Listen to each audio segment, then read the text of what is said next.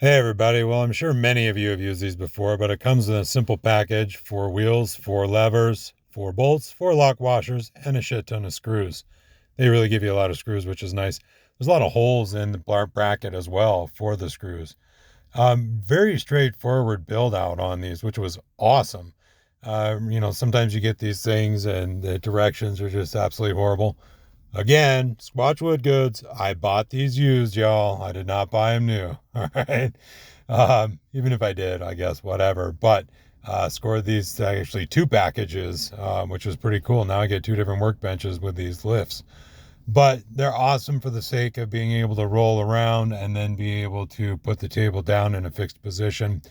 Putting these bolts on can be a little bit tricky. The wrench they supply is kind of a piece of shit.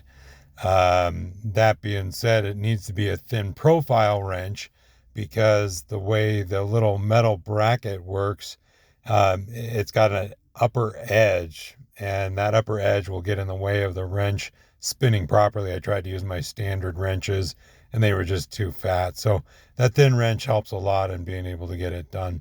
There is also a particularly good way to grip these as well. What I do is I end up mounting my finger, my index finger, behind the bracket that's going to get screwed to your wood. The reason that I do that is it prevents that little bracket from getting stuck. And I'll show you a little bit later how the bracket can kind of get stuck underneath. But you want that to be loose and free.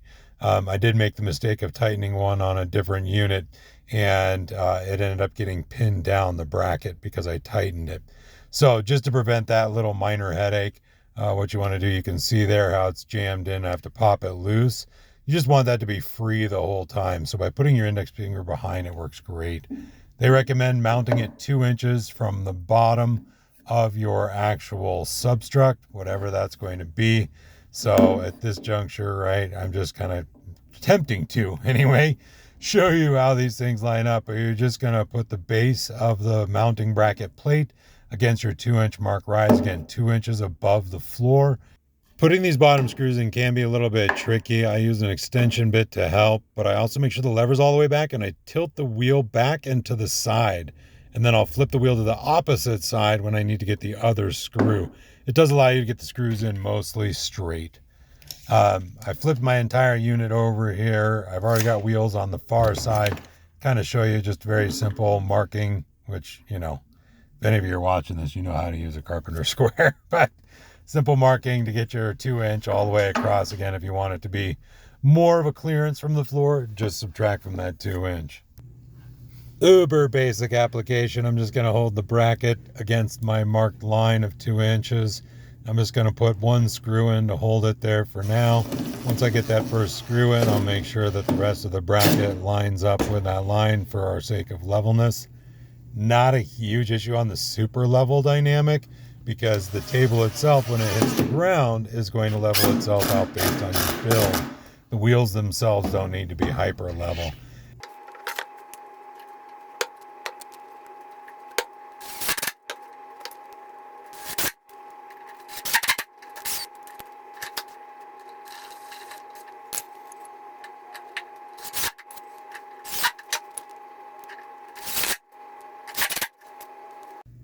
Sweet, all installed. Now all I do is just push the lever down and you'll see it elevate.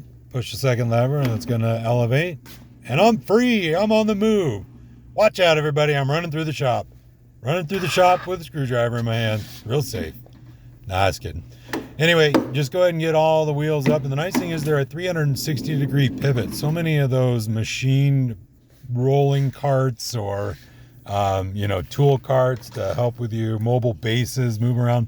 They have that fixed wheel set, and that's just super fucking annoying. So annoying. So I love that these are at 360. I can just manipulate this thing in any position, wherever I want, whenever I need to.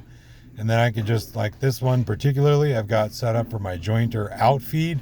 And I just lift those levers back up. The base is on the ground. It's solid, stable, ready to go.